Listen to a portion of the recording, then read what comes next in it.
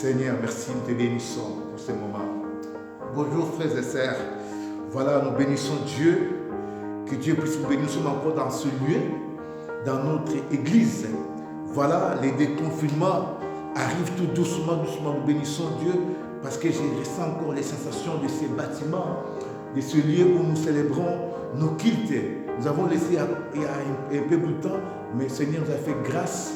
Et maintenant, nous sommes là dans ta présence dans cette église. Élim Gramont. Frères et sœurs, que Dieu puisse vous bénir abondamment. Que Dieu puisse vous bénir là où vous êtes ce dimanche où nous voulons écouter la parole de Dieu. Nous commençons par la prière. Seigneur, merci. Nous te bénissons, nous remettons tout entre tes mains.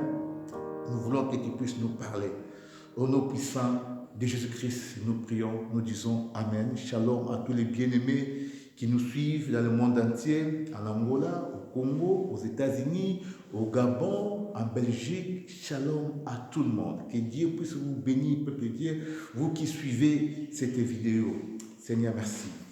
Alléluia. Gloire à toi, mon Dieu, mon roi. Merci. Merci.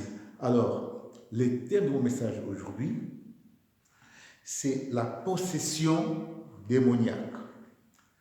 Je répète, le thème de mon message aujourd'hui, c'est la possession démoniaque.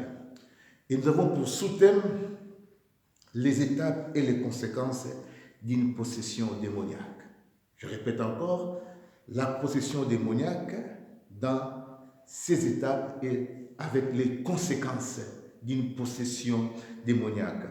La fois passée, j'ai parlé en fait de comment vaincre la sorcellerie.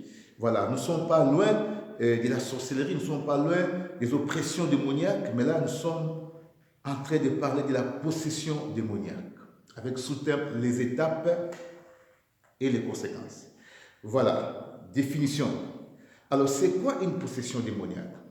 Une possession démoniaque est l'état d'une personne qui est habitée par un ou plusieurs démons qui sont au pouvoir de sa vie, qui sont sur lui. Alors, ces pouvoirs démoniaques qui est sur lui le contrôle.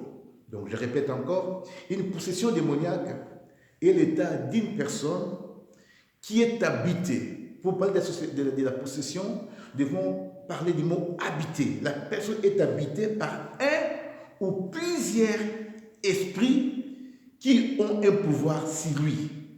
Bref, ce sont les démons qui dirigent sa vie. Voilà, c'est ça en fait, ce que nous devons comprendre, c'est une possession démoniaque.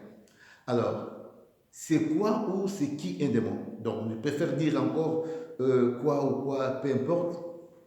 Alors, un démon, c'est un esprit maléfique qui, pour agir, a besoin d'un corps. C'est un agent ou un disciple de Satan. Donc, un démon, c'est un esprit maléfique qui, pour agir, a besoin d'un corps. Donc, un démon, c'est un esprit, avant d'agir, un esprit, cet esprit démoniaque, a besoin d'un corps. Soit ça peut être un animal, ça peut être une personne. Alors, quand ces démons entrent dans le corps d'une personne ou d'un animal, souvent nous disons, les chats, voilà, les chats sont des sorciers parce que ce n'est pas les chats, mais c'est un esprit qui habite dans ces chats et les chats deviennent démoniaques. C'est ça, en fait, l'explication que nous pouvons nous faire sur un démon, donc un agent, un disciple de Satan. Donc, faisons une différence entre les anges déchus, les démons et Satan. Satan, c'est leur chef. Les démons, ce sont ses disciples, ses acolytes, ses envoyés, ses agents. Il les envoie, ce sont des sorciers, ce sont tout ce que nous savons. Alors, le but des démons, c'est quoi? Il n'y a pas de grands et de petits démons, il n'y a que les démons. Jean 10 nous dit ceci, le voleur ne vient que pour voler, tuer et détruire. Voilà, frères et sœurs, ce que nous pouvons comprendre, c'est le but des démons. Ne dites pas que c'est un esprit petit ou quoi. Il n'y a pas de petits démons ou de grands démons. Ce sont des esprits parce que ces démons n'ont pas de corps. Ils sont immatériels. Mais un démon, pour se mettre en mouvement, un démon a besoin d'un corps. Parce qu'un corps a des sens, les organes des sens. Nous savons l'odorat, la vie, et les toucher, toutes ces choses-là. Oui, tout ça. Alors, un démon a besoin d'un corps pour entrer en mouvement. Parce que c'est un esprit qui vague en désordre. Alors, quand il rentre dans un corps, il commence maintenant, il va s'approcher de sa proie. Il va s'approcher de la personne. C'est pourquoi les démons ont toujours besoin de corps. Alors, quand ils s'infiltrent, ils arrivent même près de nous, c'est pour nous faire du mal. Ça peut aussi être un animal, ça peut aussi être sur... donc, les êtres vivants, en fait, ce sont les cibles privilégiées ou l'habitation, la demeure des démons. Donc, ils viennent, ils s'y installent et voilà. Donc, les démons, ils ne viennent pas, je vais dire, en balade ou en promenade. Satan ne se promène pas comme ça. Il cherche un logis.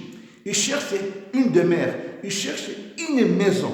Il cherche là où il doit en fait habiter et pour s'approcher des êtres humains pour leur faire du mal. Parce que c'est un esprit qui vague en désordre. Voilà, nous allons prendre notre texte mère sur la possession démoniaque avec notre sous-thème les étapes et les conséquences d'une possession démoniaque. Je prends le livre de Marc au chapitre 5, Marc 5, versets 1 à 13. Je lis la parole de Dieu. Ils arrivèrent sur l'autre rive de la mer dans le pays des Géraséniens. Aussitôt que Jésus y débarquait, un homme sortant des tombeaux et possédé d'un esprit impur vint au-devant de lui. Il avait sa demeure dans les tombeaux et personne ne pouvait plus les lier, même avec une chaîne. Car souvent il avait eu les fers aux pieds et avait été lié les chaînes. Mais il avait rompu les chaînes et brisé les fers. Et personne n'avait la force de les dompter. Il était sans cesse, nuit et jour, dans les tombes et sur les montagnes, criant et se maîtrissant avec des pierres. Il vit Jésus de loin, accourir, se prosterna devant lui et s'écria d'une voix forte: que m'es-tu, Jésus, fils du Très-Haut? Je t'en conjure au nom de Dieu, ne me tourmente pas, car Jésus lui disait: sors de cet homme, esprit impur. Et il lui demanda: quel est ton nom? Légion est mon nom, lui répondit-il, car nous sommes plusieurs. Et il les suppliait instantanément de ne pas les envoyer hors du pays. Or, il y avait là, près de la montagne, un grand troupeau de pourceaux en train de paître. Et les démons supplièrent Jésus en disant: envoie-nous dans ces pourceaux, afin que nous y entrions en eux. Il leur permit, et les esprits impurs sortirent, entrèrent dans les pourceaux, et les troupeaux se précipita du haut de l'escarpement dans la mer, et il y avait environ 2000 et ils se noyèrent. Seigneur, bénis ta parole. Voilà, nous sommes dans les livres de Marc, les 4 évangiles synoptiques. Marc est l'évangile le plus court, et Marc a une spécialité où nous voyons beaucoup de miracles, et Marc, il est peut-être le seul qui appelle miracle les signes. Et voilà, c'est comme ça que Marc termine en fait son évangile. Marc chapitre 16, verset 7 dit: voici les signes qui accompagneront ceux qui auront cru en mon nom, ils chasseront les démons. Voilà, frères et sœurs, ces beaux textes qui nous parlent d'un démoniaque guéri, un homme qui était possédé d'un esprit impur qui habitait en lui, et cet homme dormait dans des cimetières. Voilà. Et personne ne pouvait en fait les dompter parce qu'il avait une force extra. Ce qui est important ici, nous sommes en train de voir que Christ est plus fort que les démons. Jésus-Christ, notre Dieu, va chasser ces démons. Jésus-Christ est au-dessus de toutes forces maléfiques. Et Jésus-Christ va ordonner à ces démons qui habitaient à ces personnes de quitter. Ici, nous sommes en train de voir que notre Dieu, Jésus-Christ, est plus fort que les marabouts, que les sorciers, que les magiciens.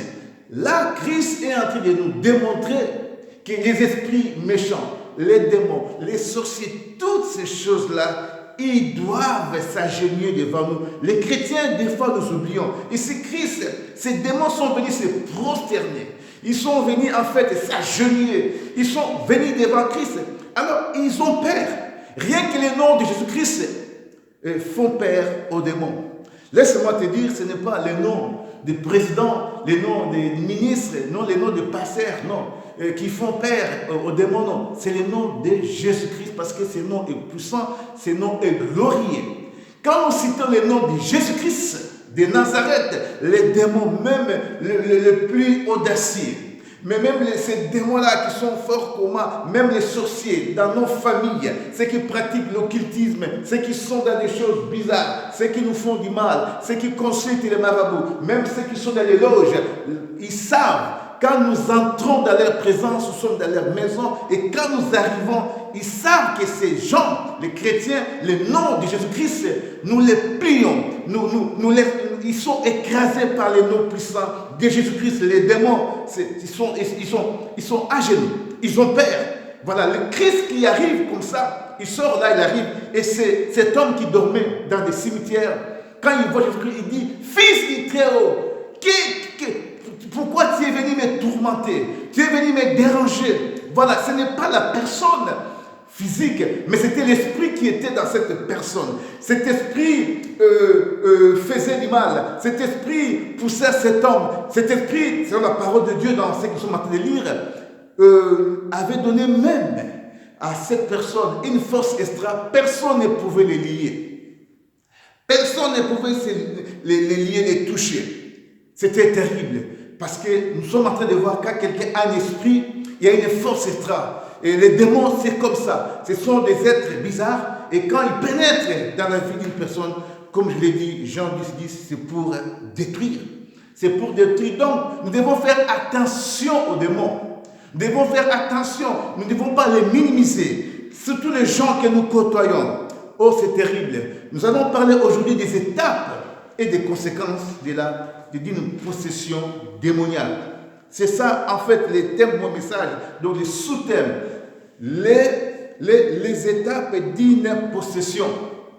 Je commencerai d'abord par les étapes d'une possession. Après, je parlerai des conséquences. Ce que je vais te dire d'avance.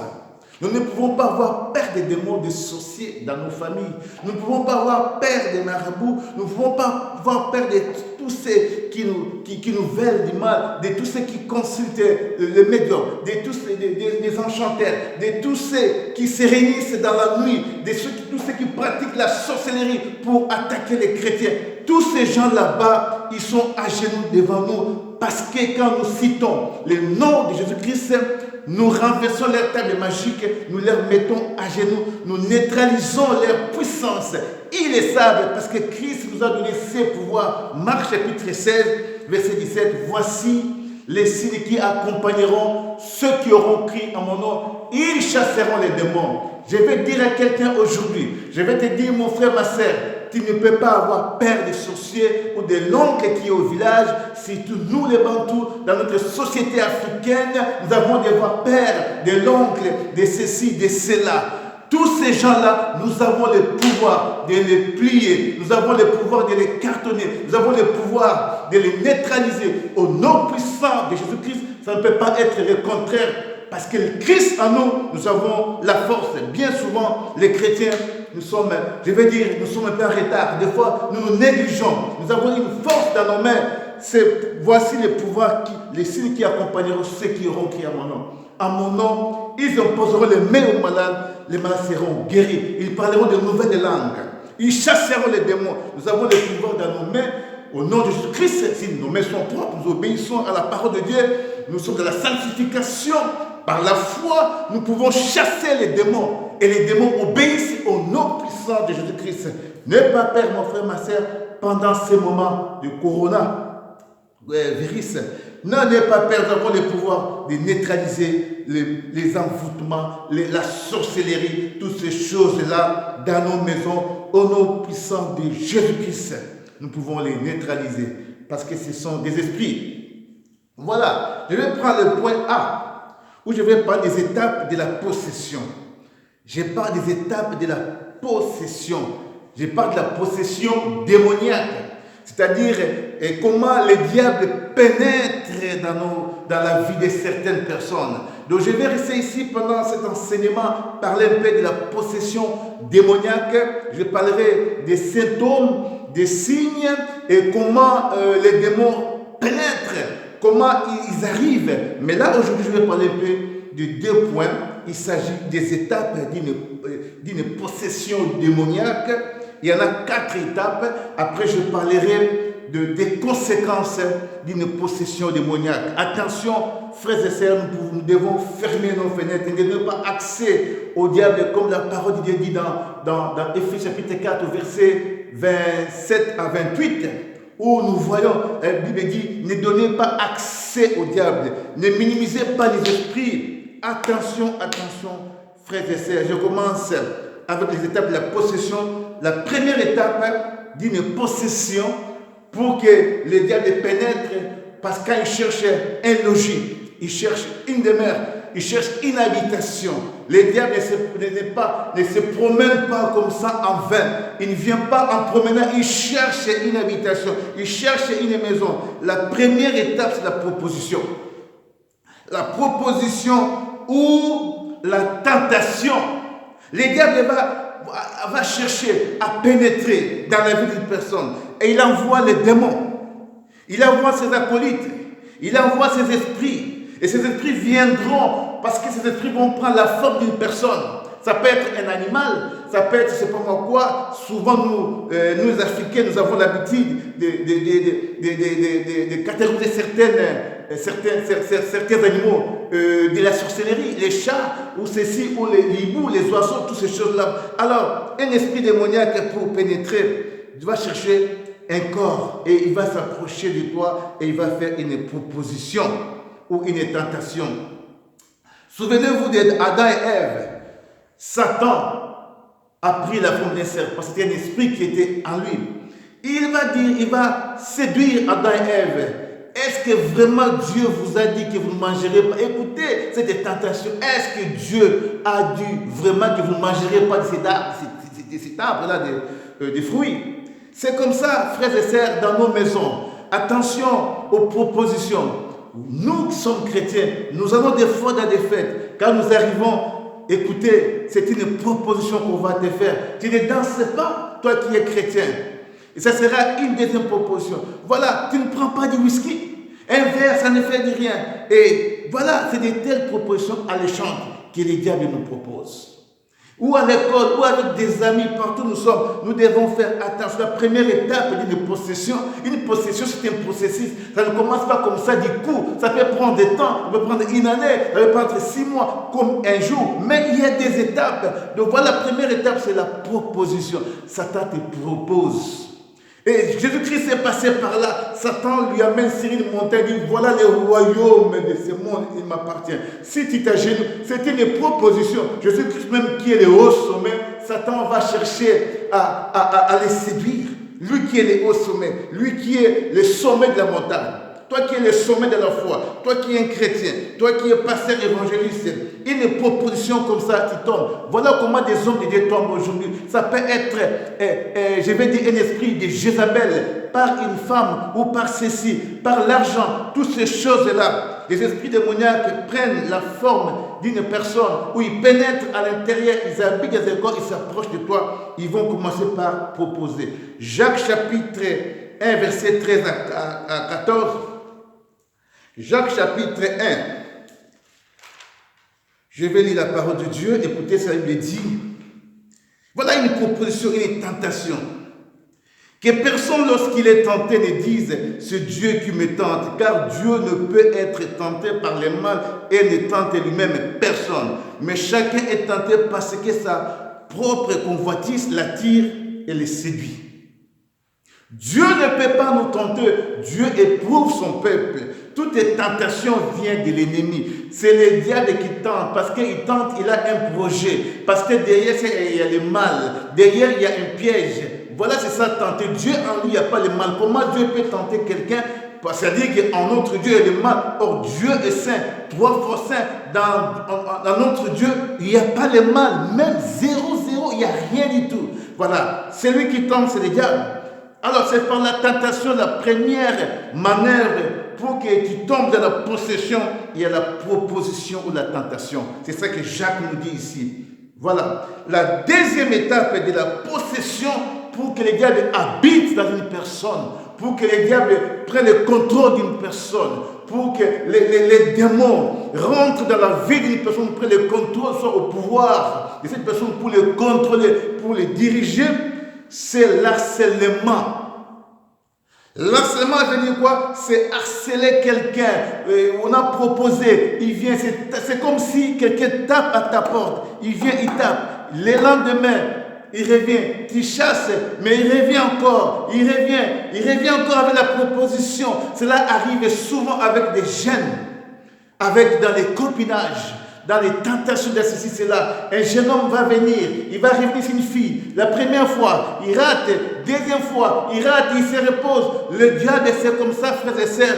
Il y a des temps où il va se reposer, il va revenir. Ne pensez pas que le diable dort. Le diable travaille. Il travaille, il est autour de nous, près de nous. Et voilà, c'est ça, l'harcèlement. Il va t'harceler, il va t'harceler. Et je vais prendre un exemple de Genèse chapitre 39 au verset 7. Genèse 39. Genèse 39 au verset 7 à 8. Écoutez ce que la Bible dit. Après ces éléments, il arriva que la femme de son maître porta les yeux sur Joseph et dit, couche avec moi. Il refusa et dit à la femme de son maître, voici qu'avec mon maître ne s'occupe de rien dans la maison et qu'il a remis entre mes mains tout ce qui lui appartient. Ici, c'est l'histoire de Joseph en Égypte chez Potiphar. La femme de Potiphar avait fait des yeux doux à Joseph. Et voilà, Joseph, qu'on dit qu'il avait été très beau pour les faire tomber. Alors, il demande à Joseph, c'est donc quand la Bible montre que, c'est-à-dire, il harcelait Joseph. Ce n'était pas une fois. Il s'arrangeait. Quand on lit cette histoire, chapitre 39, on va voir que tout était préparé pour faire tomber Joseph.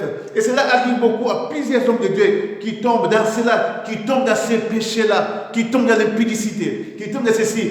Parce que les diables harcèlent comme la femme de Potiphar. La femme de Potiphar a harcelé et elle a accéléré, elle a appuyé, elle est revenue, elle a parlé, elle a forcé. C'était non aujourd'hui. Demain, quand elle revenait, chaque fois qu'il voyait Joseph, c'était des plans. Il pouvait ceci, cela. Et parce que ces jours-là, il savait que même les domestiques n'étaient pas dans la cour royale. Même Potiphar n'était pas là. Elle s'était arrangée, en fait, pour faire tomber. Oui, ces choses-là sont arrivées de Jézabel. Aujourd'hui, nous sommes en train de voir beaucoup de chrétiens ou même des hommes de Dieu qui tombent dans ces pièges-là.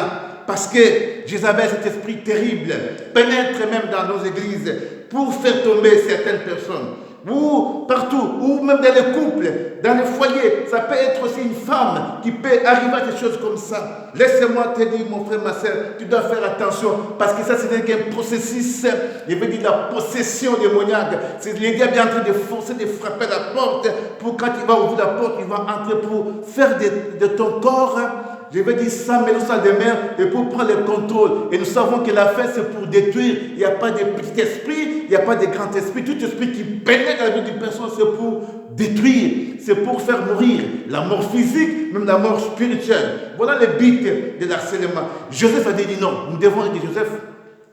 Nous devons aider Joseph. Joseph refusa catégoriquement. Il dit, écoute, madame, dans cette maison, Potiphar m'a tout donné. Potiphar m'a donné la gérance de cette maison. Je gère tout dans cette maison. Il ne m'a rien caché. Quelqu'un qui m'a donné la confiance. Est-ce que nous pouvons faire comme Joseph? Est-ce que nous pouvons prendre l'attitude de Joseph dans nos vies, partout où nous sommes, devant de telles propositions, devant de tels harcèlements, devant l'argent? Joseph, c'était la femme, mais devant des choses que nous voyons au supermarché, devant des choses que nous voyons à la porte-monnaie d'une personne est tombée, ou ceci, cela. Comment est notre attitude? Parce qu'il y a un esprit qui peut être derrière. Je me souviens un jour, j'étais à Kinshasa, j'ai fait tomber mon appareil. J'étais étonné de voir quelqu'un qui était près de moi. Il m'a dit, non, Messie, regarde, tu as fait tomber tout notre appareil. Oh, j'ai dit, Seigneur, merci. Il pouvait aussi être poussé par un autre esprit et prendre cet appareil. Ça m'a beaucoup touché et j'ai béni cette personne. Donc voilà l'harcèlement. Ça, c'est la deuxième manœuvre satanique démoniaque pour que les diables forcent ta porte et pénètrent et que tu sois possédé. Il est en train de chercher. Il cherche là où entrer pour détruire. Voilà. La troisième étape que les diables utilisent par les démons pour posséder une personne, pour entrer dans la vie des personnes, pour qu'il habite vraiment dans le corps. Or, la Bible dit ceci, ne savez-vous pas que vous êtes le temple de Dieu et que le Saint-Esprit habite en nous. Donc notre corps n'est pas les logis, n'est pas la demeure de Satan, des démons. Non, notre corps est fait pour que le Saint-Esprit habite en totalité de la plénitude et dirige nos vies. Si Satan pénètre dans la vie des personnes, c'est pour détruire au travers des démons. C'est terrible, frères et sœurs. Troisième étape, pour que les démons pénètrent dans la vie, pour qu'ils logent dans ta vie, pour qu'ils puissent prendre possession et contrôle de ta vie, c'est un lien de péché. Quand il y a un lien de péché dans ta vie, et surtout les péchés qui ne sont pas confessés, les péchés qui sont cachés, ça peut être l'impudicité, ça peut être l'adultère, ça peut être les vols, les mensonges. Si Satan sait que tu mens, il viendra chez toi par rapport à ces, parce qu'il sait que tu es faible.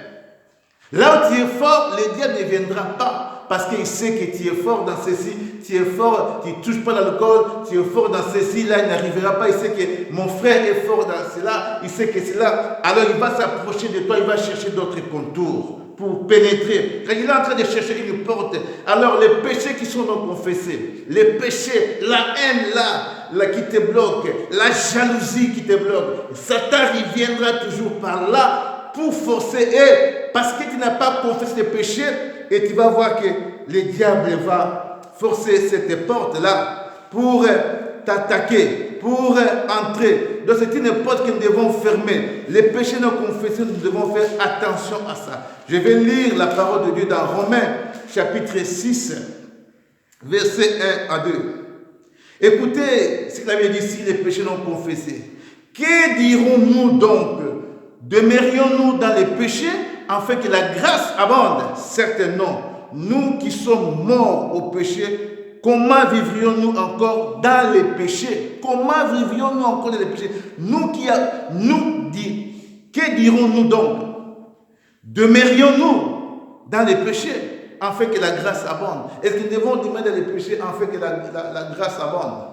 Que dirions-nous? Non, c'est parce que la grâce est là. La grâce, je l'ai toujours dit, c'est une faveur imméritée. C'est quelque chose que tu ne mérites pas. Dieu te fait une grâce. Alors, nous ne pouvons pas vivre dans le péché, dire que ce n'est pas la grâce. Bien que nous sommes sauvés par la grâce, là on n'a pas compris la grâce. La grâce ne veut pas dire que tu pêches aujourd'hui, tu pêches demain. Quand tu es dans cette vie-là, tu pêches aujourd'hui, tu pêches demain. Là, il faut la délivrance. Mon frère, ma sœur, si tu reviens sur le même péché aujourd'hui, demain, là, il te faut la délivrance. Ne parle pas de la grâce, tu n'as pas compris la grâce parce que la grâce, ce n'est pas un libertinage. Certainement, dit l'apôtre Paul, nous qui sommes morts au péché, c'est-à-dire les chrétiens au péché, ils sont morts. C'est comme un cadavre qui est là. Un cadavre ne commet pas les péchés parce qu'un cadavre est déjà mort. Au péché, nous sommes morts, insensibles, incognito. Nous ne connaissons pas ces choses-là. Un péché non confessé, c'est aussi une porte ouverte pour que les démons passent par là, pour qu'ils pénètrent dans ta vie, pour qu'ils puissent faire de ton corps un logis, une habitation satanique, pour qu'ils puissent t'achever. Alors, la quatrième proposition, c'est tout simplement, nous arrivons à l'étape où je suis arrivé à Marc chapitre 5, verset 1 à 13, la possession démoniaque. Donc, les 4 étapes, là, il peut y avoir beaucoup, mais ce sont les principales, je vais dire étapes par lesquelles la possession démoniaque pénètre. Et quand les démons pénètrent en nous, c'était un verre de whisky, après ce sera 10 bouteilles de whisky, après la figure déformée. C'était une fille, c'était la première relation sexuelle, deuxième, troisième, on est perdu la figure déformée. C'était tout simplement une fois qu'ils avaient essayé, maintenant tu vas voir des conséquences néfastes, la fille tombe enceinte et toute une vie est brisée. J'avais essayé tout simplement, qui a essayé, mais voilà les conséquences seront terribles. Voilà, frères et sœurs, c'est que nous devons faire très attention, fermons nos portes et nos fenêtres, c'est-à-dire ne donnez pas accès au diable. Tu donnes accès au diable, le diable pénètre dans ta vie pour te détruire.